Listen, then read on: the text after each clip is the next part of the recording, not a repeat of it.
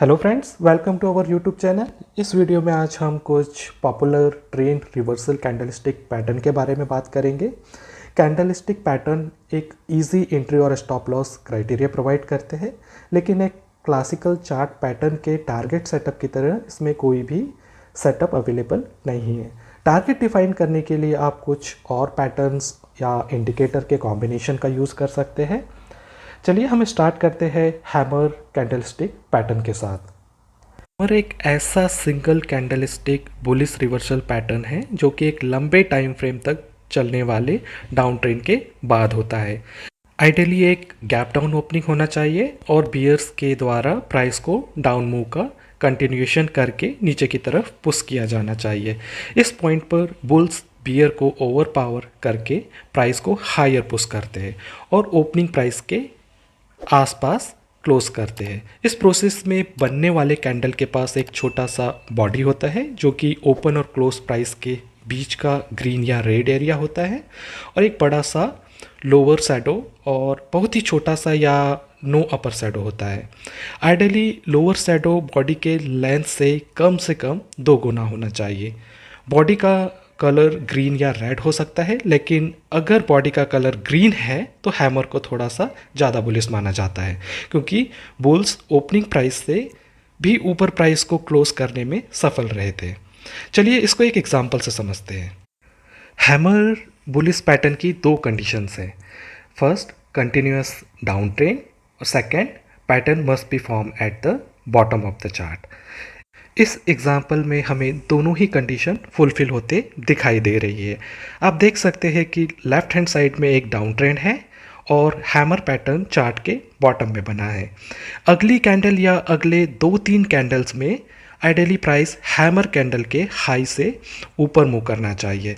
इस प्रोसेस को पैटर्न की कंफर्मेशन या वैलिडेशन कहा जाता है। वैलिडेशन के बिना हैमर जैसे कैंडल का कोई रियल सिग्निफिकेंस नहीं होता है। चलिए हम बात करते हैं कैसे ट्रेड करें हम हैमर पैटर्न को। अगर प्राइस हैमर कैंडल के हाई से ऊपर मूव करता है तो बाय ट्रेड को इनिशिएट किया जा सकता है और स्टॉप लॉस कैंडल की लो से नीचे रख सकते हैं। देखिए उसके बाद हमें एक शानदार अप ट्रेंड दिखाई दे रहा है। दोस्तों, अगर आपको हमारा वीडियो अच्छा लगे तो लाइक, शेयर और सब्सक्राइब करना ना भूलें। चलिए अब बात करते हैं शूटिंग स्टार कैंडलस्टिक पैटर्न की। शूटिंग स्टार बस एक हैमर कैंडल की मिरर इमेज के तरह होता है। सबसे पहले एक सस्टेन्ड अप ट्रेंड होना चाहिए और फिर एक गैप अप ओपनिंग होना चाहिए।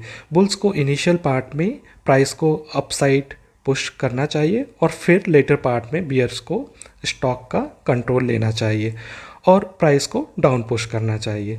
एंड में क्लोजिंग प्राइस ओपनिंग प्राइस के बहुत क्लोज होना चाहिए, जिससे एक कैंडल स्मॉल ग्रीन या रेड बॉडी के साथ फॉर्म होती है।